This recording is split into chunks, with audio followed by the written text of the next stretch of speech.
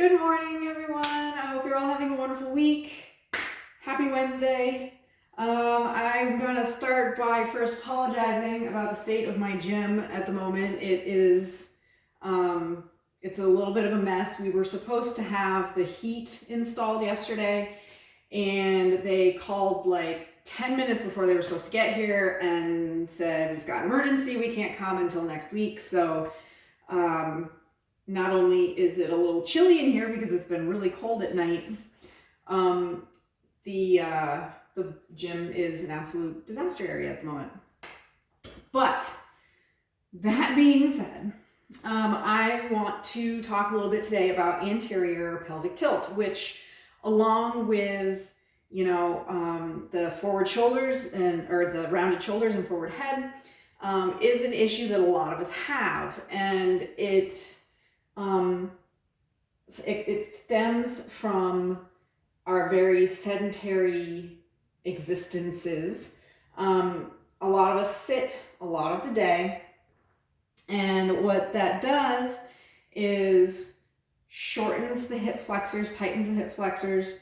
A lot of people don't have good core strength, and our glutes are not activated, and our lower backs are tight. And so what that does is when the hip flexors are tight, they pull down on the front of the pelvis. The abdomen is not, the lower abs are not toned enough to do what they're supposed to do, which is pull up on the front of the pelvis. And then your glutes, which when activated, when in shape and activated, they pull down on the back side of the pelvis, and your lower back should be, a lot of us are really tight there.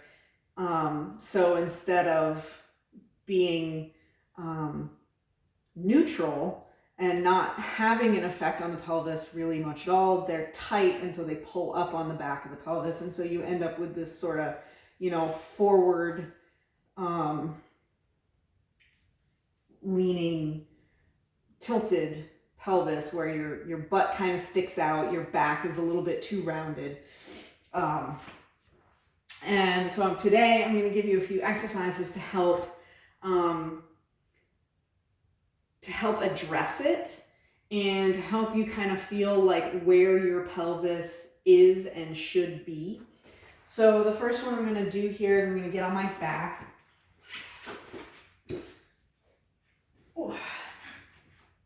So flat on the back, on your back, with your knees bent, feet flat on the floor. And to start, really flex your lower back and kind of overdo that, just to kind of see how, to just get a feel for what your pelvis is doing, and then bring it forward and press your lower back into the floor as much as you can, and just flatten it as much as you can so that you really feel your pelvis tilted back. And just kind of go back and forth like that. And when you have your back flattened, kind of suck your belly button in, like try to touch your belly button to your spine. Like really kind of suck it in, close those abs, zip them up, if you will, to sort of strengthen those and really feel. And then once you've done that a few times, then just kind of let yourself go to a neutral position.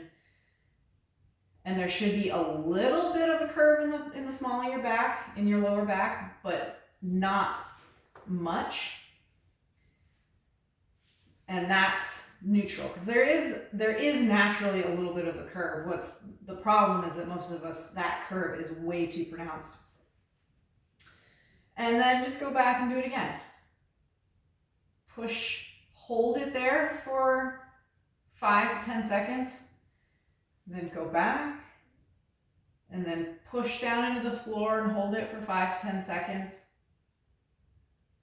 And do that 5 to 10 times, and then just let yourself relax. Neutral spine. And So the next one I'm going to give you is go ahead and put one leg out straight, and then just bring your other leg in, as like try to touch your knee to your chest, but keep your back flat on the floor, and just hold that for, again, 5-10 seconds. Switch. And what that's going to do is it's just going to naturally turn the pelvis in the direction you want it to go. And just go back and forth.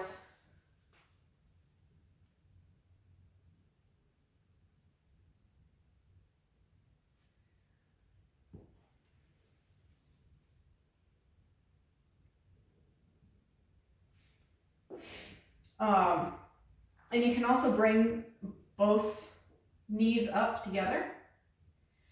And from here, what you can do is kind of gently, you see I kind of went in a circle there, gently, and try to do it straight, not the way I just did it. Gently just kind of lift the small of your back off the floor. It's not a big movement. You're just engaging your abs. And if you can't even get the small of your back off the floor, that's fine. Do it. Just the idea is just to engage those lower abs and to have your pelvis in the position that it should be in.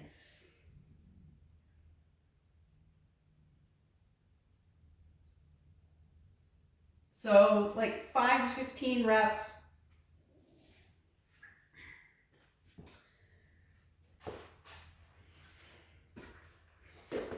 All right. Another good one. And this is similar to doing it on the floor, but we're doing it on our hands and knees, and this is cat-cow. I have gone over cat-cow so many times, I think, in these videos. It's such a good exercise for the spine. It gets that flexibility in the spine going, and in this case, helps with your anterior pelvic tilt, which, if you do yoga, you know this one. Breathe in, drop the belly, really stretch that out. Arc the back. And then I always start, and I say this every time, I always start from the tailbone, tilt the pelvis forward, and then go all the way up the rest of the back as you breathe out. Breathe in, start with the tailbone all the way up. Really stretch out that back. Keep the tailbone tucked. Again, try to get that belly button, envision your belly button touching your spine. It's kind of a weird thought, but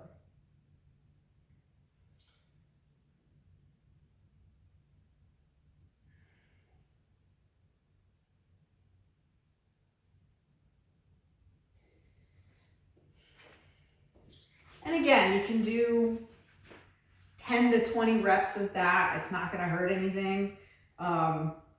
And your spine will feel so much better after you've done it. Believe me. I do it almost every day. So, second to last one here. Get into a lunge position. One knee on the ground. Front foot out front. 90-degree angles everywhere. And what you're going to do is you're just going to kneel here and bring your pelvis, try to flatten that back. Bring your pelvis, rotate it up in the front.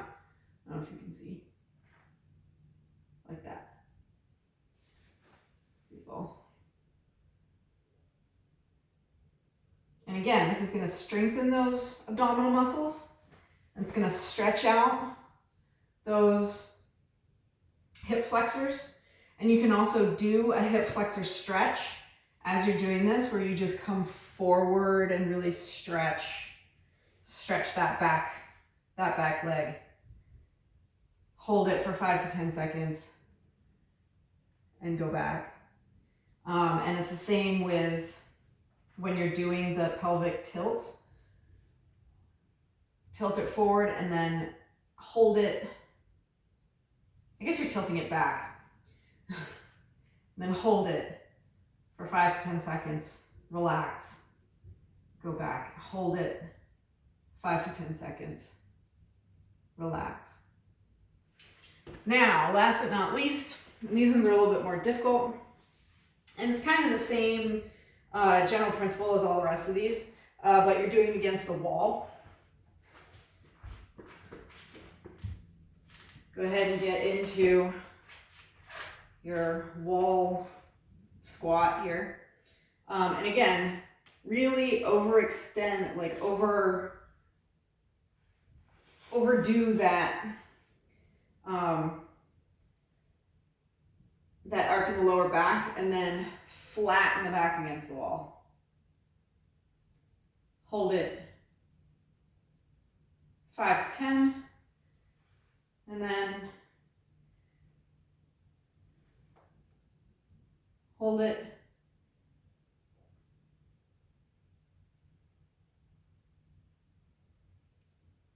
Do that 5 to 10 times. You know, if you need a break, you can stand up. And then let yourself go to a neutral spine. And if you do these, you don't have to do all of them, but do, you know, a couple of them, you know, twice a day, 2 to 3 times a day for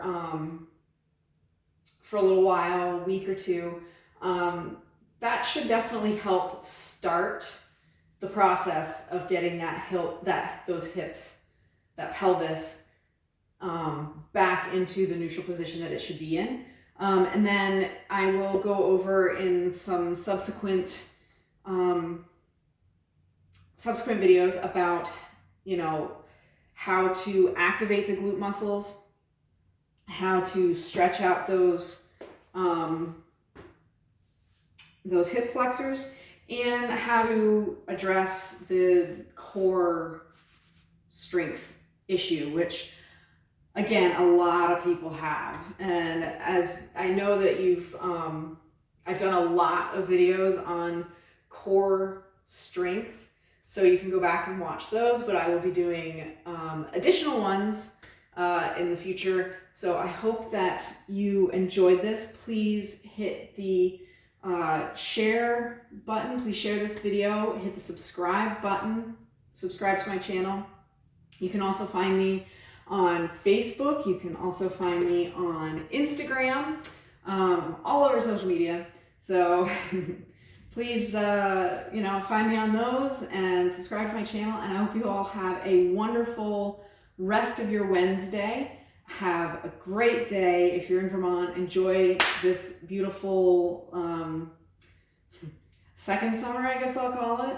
I'm not sure what the PC term is, because I'm guessing what it's been called isn't what you're supposed to call it anymore. I don't really know. So anyway, I hope you all have a wonderful day. Enjoy the beautiful weather. Bye.